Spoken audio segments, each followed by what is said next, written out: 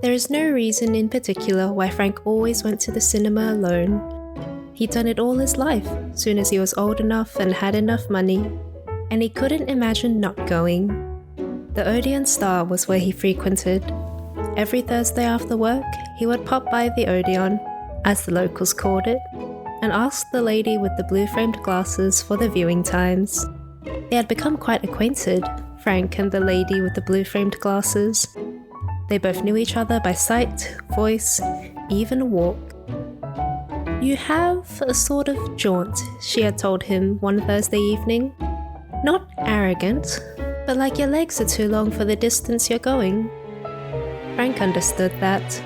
He had always been gangly as a child, and no matter how much he ate or how hard he exercised, he still remained gangly.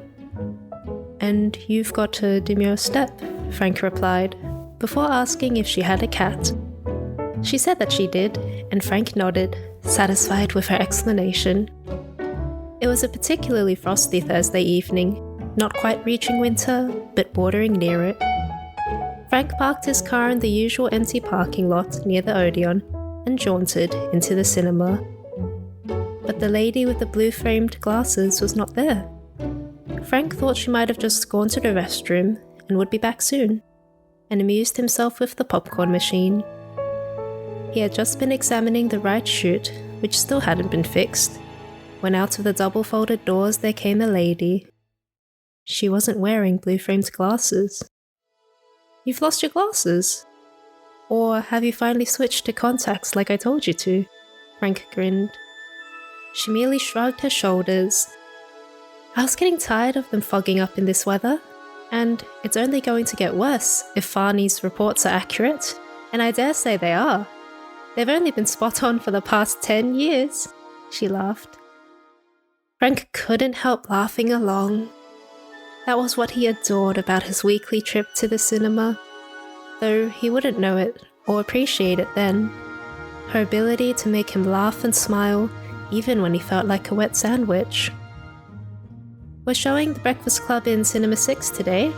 I think you'd like that," she said.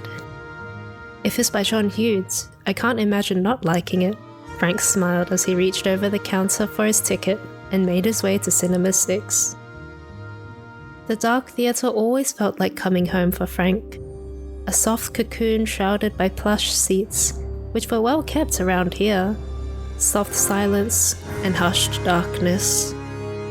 Almost as good as the womb, Frank often thought to himself, but he would never share that thought with anyone anytime soon. He settled himself down into his usual seat, F16. Not too far back, not too far forward. Leaning back into his chair, Frank closed his eyes slowly. It had been a long day, and he was thankful for the 10 minutes of silence before the movie played.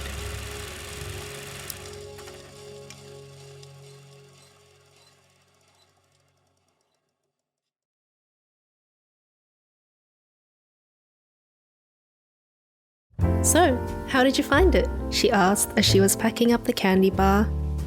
"Perfect. The man's a right genius, he is, and the casting and the plotline and the music score. Oh my goodness, Frank struggled to finish his sentence, but she nodded. She knew.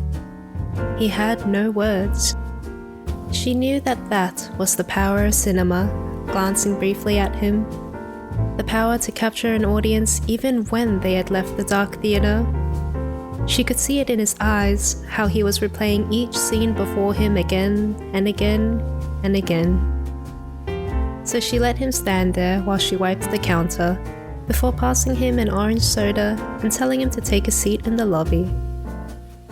5 or so minutes later, she had finished packing up the candy bar and all the rest, and headed out to check on Frank. "Are you here yet?" she asked, with a knowing smirk. "Nearly. I have to lock up the place, so whenever you're ready."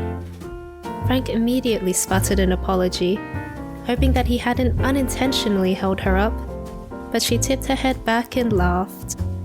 There it was again, Frank thought, as he found himself laughing along once more.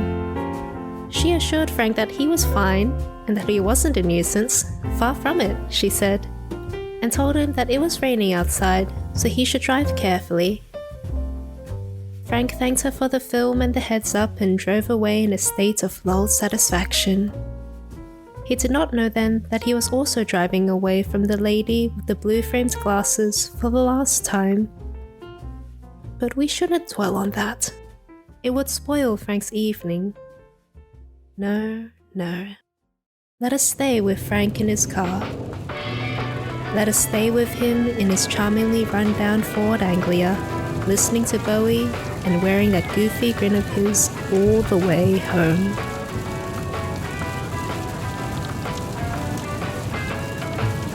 We've been sliding since I don't remember when, in and out of consciousness. While others might be stressing out, we rely on our facade to help us out.